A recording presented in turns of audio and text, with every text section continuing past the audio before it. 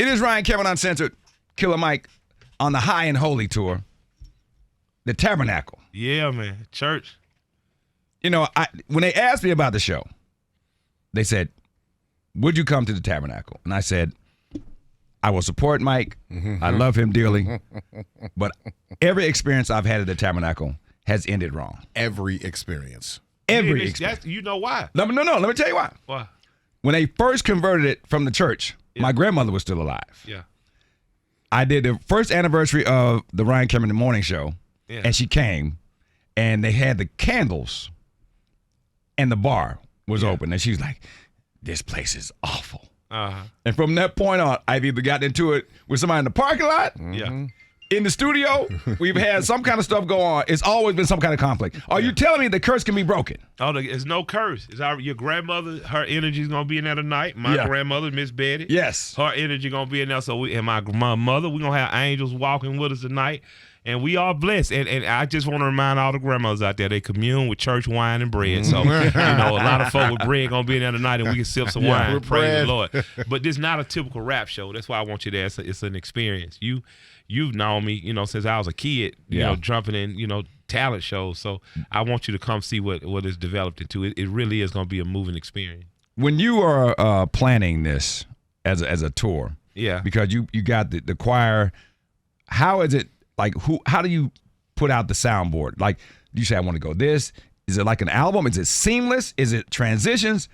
How did you put this whole thing like together? The album. If you've heard the album, Michael, you've heard an audio movie. You just put it in, right, and you hit play, and you ride for 15 records, 53 minutes. You just ride, and the show is going to be a lot like that. It's going to be fluid. It's going to go. The choir is going to take you through the breaks. I ain't gonna stop and do too much rapper stuff. You know what I mean? You're not gonna lecture us. Nah, I give you a talk or two, but it's just to uplift you. You can't go to church now have no preacher preaching. That is true. And we having revival, so I got a couple things I need to say to keep people uplifted. But I ain't gonna waste too much time talking. We coming here to sing and praise and leave joy filled. Okay. All right. So with 50 years of hip hop, you know what I'm saying? What is this album bringing new to the people that needs it? Because remember, and I'm gonna get you on this one. You already got us hyped on 3 Stacks about to come out with something. Then they not coming out with nothing. I mean, I think what's new is this album. I saw nephew Damani Tips, son, who's an amazing artist himself. I saw him put up, this Killer Mike album is the only album I can listen to all the way through all day. This is a 40-something-year-old artist making an impression on a 20-something-year-old kid. I think that what's new is barriers are being broken. I think that unlike a lot of music today is to be consumed as a complete album, not just 1 or 2 records that your favorite. Even when you talk about the Me, Dre, and Future records on there, I see people online saying, man, as much as I love the record, it's still not my favorite record on the album. People start talking about Motherless. People start talking about Something for Junkies.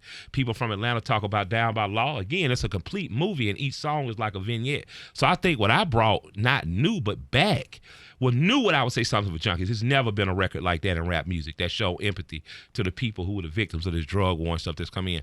But in terms of what I've brought back is a full cohesive album. What Ray Murray told us when we worked on it, he said, hey, Kill, it has to be purely Southern. All the way. It got to be represent the South, got to represent in particular Atlanta, and it has to be as cohesive as the Chronic. And I absolutely know I've achieved that. And beyond a classic record, I gave you a classic record 11 years ago with rap music. This is a generational statement. This is a statement album. This to me is an album that says I've grown up in this. That if you look at 50 years of hip hop, my mother was listening to hip hop. That's how I started listening to hip hop. Right. To me, this is the album that a hip hop listener should be making. Right. This is the album that a hip hop listener should want to hear. It's an album for both the young and the old. It's a pathway for the young, and it's a map for them to mature, and it's an acknowledgement for those that are mature on the journey we've taken. We got more with Killer Mike coming up. It's Ryan Kevin Uncensored. We are back with Killer Mike. The High and Holy Tour is how many cities? 20 cities. This is our 3rd one. 20 cities. Yep.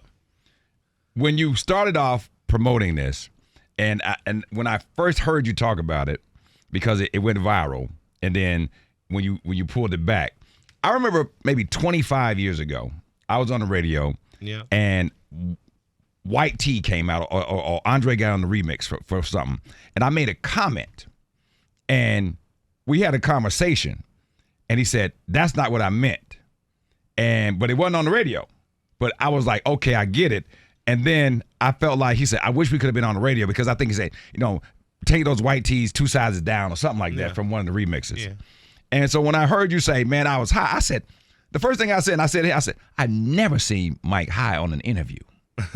So I said to myself, I was stoned. I said to myself, I said, did Andre call you? Nah, he ain't called me.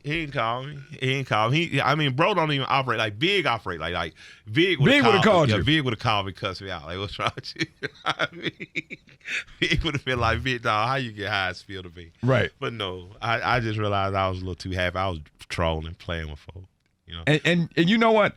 Whenever I see you out and speaking and people want you to be, all involved in politics and everything else. Yeah. And we've had this conversation. You said you couldn't do that. You like what you're doing now. Yeah. But it continues to come up. Yeah. Since the last time we talked, have you thought about, if not doing it yourself, maybe having somebody that you would endorse? Well, I've endorsed Raphael Warnock. We have to remember. I mean, that. no, I'm talking a younger person. A younger person. I mean, I like my guy, Antonio Lewis down off Cleveland in the Cleveland Avenue sector. Yeah. There was a young city councilman that I ran around with that I had a lot of love for. His name is Andre Dickens. He's now the mayor of this city. I'm in close league with Kasim Reed, who made a great mayor, helped him get elected, helped Keisha get elected. Have a lot of respect for Bill Campbell, who I speak to infrequently, but when Mayor Campbell hits him, I'm like, wow.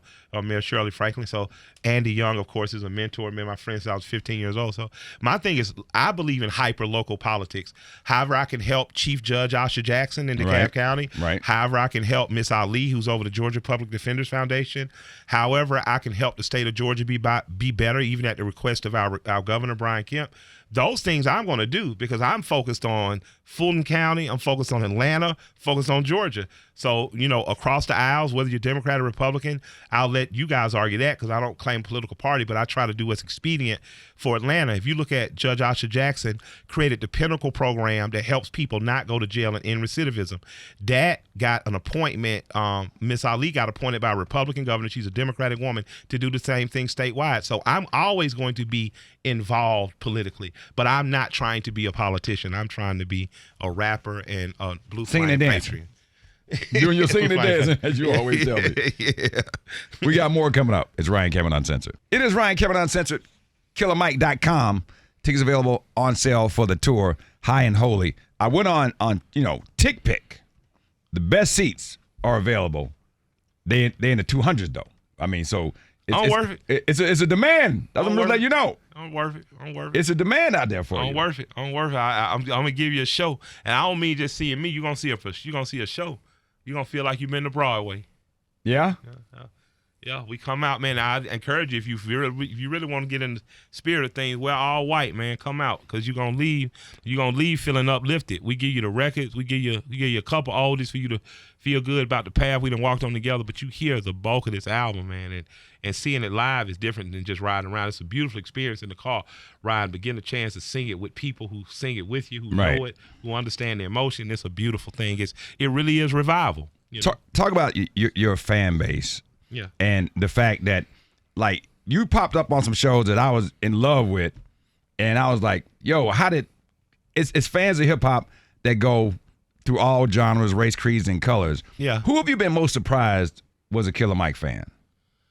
Man, I mean, I'm gonna tell you, people don't understand how united the South is. Okay. Like, even though we separated by, ethnicities, race, and things of that nature, a white guy came up to me in Charleston night before last and said, hey, man, I'm just a poor white kid out of the Appalachian, and I'm here to tell you I understand and feel every word you said on that album. Because the worker class, just the worker class. I'm black working class from Atlanta. I grew up around very rich black people like the Russells. I grew up from some black people who had less than me, like my folks in Bowen Home down Temple. But I grew up understanding that if I apply myself, if I work my butt off, that the American dream is possible for me. It's a chocolate, it's a chocolate dream in my version, but it's possible. And I think that it doesn't surprise me, but I'm affirmed that people are just people. by the fans. You know, a lot of white working class folks are into Killer Mike and the message. So they don't sit around and worry about, do you say the N-word? They get it. They understand I'm talking. They're voyeurs to a black conversation for a black guy to black people in a black southern city, but it resonates all throughout because working class folks not that different no matter where you go. When you see what Jay has done with Ye and with Rihanna and the number of B's that are now from when hip hop first started, the fact that they kind of not only found his blueprint but also shared it. Is there some things that you said, you know, with Dungeon Family and all those things that the way that the movement has been that should be either redone, revisited, or that you could have, launched to the community in a different way? Because it seems like the fandom has never stopped. Yeah. I wouldn't redo nothing. Everything is as it should be. The day is the first day of the rest of my life. So how I live today determines tomorrow. Looking backwards, you only, if you look at the Bible of Sodom and Gomorrah, and like most people try to talk about that for whatever their political take is, but I think ultimately the lesson in Sodom and Gomorrah was don't look back. When Lot's wife looked back, she turned into a pillar of salt. Right. It'll just make you bitter and dry. So I try to learn my lessons and go forward. So for me, my next day is the best day. Okay. So what lessons have you learned? What lessons have I learned? Take care of yourself first. Love yourself first. Take care of you, because if you ain't take care of you, you can't take care of nobody else. Right. You Tom Brady on the field. You got to play whatever your position is, whether you're the quarterback or the kicker. Be ready when it's your time.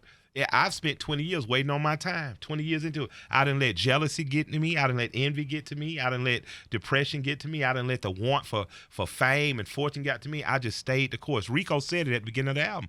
He said, it's just been a journey. It ain't been hard. It's just been a journey. I've understood that God has a purpose for my life. Even when I understand what the purpose is, I know I got one. Right. And I understood I'm on a journey. And that journey is a part of my purpose. So enjoy the journey every step of the way. I enjoyed it when Outkast put me on and the Dungeon Family premiered me.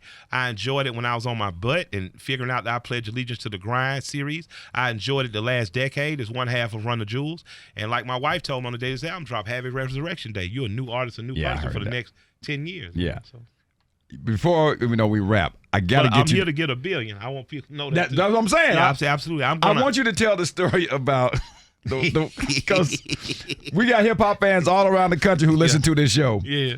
Tell them the story about the club with the microphone. Man, that was a young, yeah. DJ. I've never heard this one. It was a young DJ, right? And he, you young, you got all the youth, so you do things like you do the skating rinks, you do the high schools, you do the talent shows. It was a Nike, it was a warehouse. It wasn't even a Nike pavilion yet.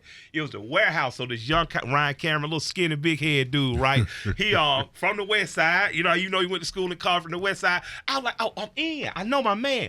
Back then, they kind of radio had an issue with you. Wasn't a lot of cussing and gangsterism. They didn't want that. Man, I wanted to be Ice Cube better than anybody in the world. Okay. I mean, I got on stage, man. I'm grabbing my crotch, I'm cussing, I'm doing my thing, and the young DJ grabbed my mic. Like, you can't do that. I do like that little girl who would graduate from the white lady. I grabbed the mic back. Look, that man looked right past my shoulder, say, officer, police. Hey. Get him out of here. You talking about a chubby boy scooted on out of there, man. He had me put out, man. Great memories. I didn't hold no grudge. I laughed every time after that. Cause I said, man, Ryan wasn't gonna fuss and fight and play with us. He was just gonna let APD deal with you. Do your job. And I've laughed ever since, because he's still, man, has been one of the best and most loving and most open, hosts. And I just appreciate you for being a big brother to me, because in that I learned that there's a protocol. Right. If you're gonna do things, you're gonna follow the rules. You're gonna find a way to make the rules bend towards you, but you can't bully your way. That ain't gonna work in this industry. So I appreciate you telling that story. I appreciate you today. I always tell folks, Ryan ain't gonna waste time arguing with you. He gonna call the police. Love it. Hey, man, Killer Mike on tour, killermike.com. Tickets available and on sale. The High and Holy tour. Please go and check him out, man. Yep, We appreciate tonight, the time, bro. Nashville tomorrow. We'll be coming to Virginia. Coming to a city near you. Yeah, we'll be Virginia. He's coming. Absolutely. So, I love the fact that you just sold business. You know what I'm saying? Black business, all that. Absolutely. What's the type of message you're trying to get through to every city you go to? Like, do you look at the city and they demo and what's going on in the industry? I love every city. For black people, I want all people to do well, but I in particular, I have a love for black people. You know, being from Atlanta, we've coexisted with white folks. Our grandparents being from the West Side, they've coexisted with white folks for over 100 years here. My thing is for black people, I just want them to take better care of themselves individually first. We got to take good care of ourselves and have a strong household. And then your neighbors, just your 10 neighbors to your right and your left. If you got a strong 20 neighbors, then you got a strong neighborhood building. That's all I want for us. You know, Right. You can decide to be whatever you want to be. You can take and steal whatever course. I just would like to grow up, or for black kids to grow up in an environment where they don't have a ceiling, where everything is possible. That glass and then just ceiling. every American child I like for that. So Right. that's really my purpose. I don't have no grand plan for every man. I got a grand plan for me and my life, and I just want other people to be able to achieve it. B, I just salute you because you are just so, you know what I'm saying? You just want people to get they bread. That's it. That's I mean, not all. even just money though. It's like you want to have. He is who he is because his grandparents and his parents. No like, doubt. That's where we're from. That's my grandmother moved here in 1950. My grandfather got here in 1940. We still own both the houses they own. You know, me and my sisters. I just bought my daughter a house in the same neighborhood. It's in a trust. We still own a farm we had in Tuskegee. Like I'm just from a family that's serious about retention of something, having something, and leaving something. My great grandparents, they bought that farm in 1948. They didn't know that their great grandchildren not only we used to get sent down there with them, but long after they gone, that land is still in ours. So they can be proud of that. When I was proud, I just saw the deed. When I saw the deed, you know how they always tell you patriarchy and men Right. have always. On that deed was my great grandfather and grandmother's name. That's the way I lived my marriage. You know what I mean? That's the way my grandparents had their marriage. So for me, I just want to continue the legacy of my family. That's it. You know? Nice. Love it. If I can see more black folks do that and have a little son and create some more Ryans and Michaels and people like this is a room full of black folks behind the camera and in front of it. If I just see that more, I'm cool. I talked to a billionaire friend of mine, a white guy. He says people always worry about black people owning teams and things of that nature. Right. He said what I care about is, can black people be 13% of the population? Can they be 13% of the financial population? 13%. Yeah, imagine if Right. if we 13% of the United States population, if we got 13% of that coin, like that's what I want to see. I just want to see us. I want to see more Russells with the Russell family. I don't know if you're familiar with Yep. them. They're from the West Side as well. But that I want to see more of that because that lasts longer. You know, if we manage to do that, then we can become a dominant force on our own behalf. We ain't got to dominate nobody else, but they'll know I can't go to black folks playing. I can't just say, hey, I'm gonna give you Juneteenth. No, nigga, you got to give me something, Joe. You got to give me something for real. Right. You know, and that's what Andy and Maynard and Shirley and Bill, you know, and Keisha and Kasim and Andre figured out, you know, that gorge that's going to get built here. In the Gulch. Yeah, the Gulch. The Gulch is not just it's not just public money. That's a private company that Maynard understood that I can get private money to partner with public money and we can do greater things. So I'm not creating a welfare city.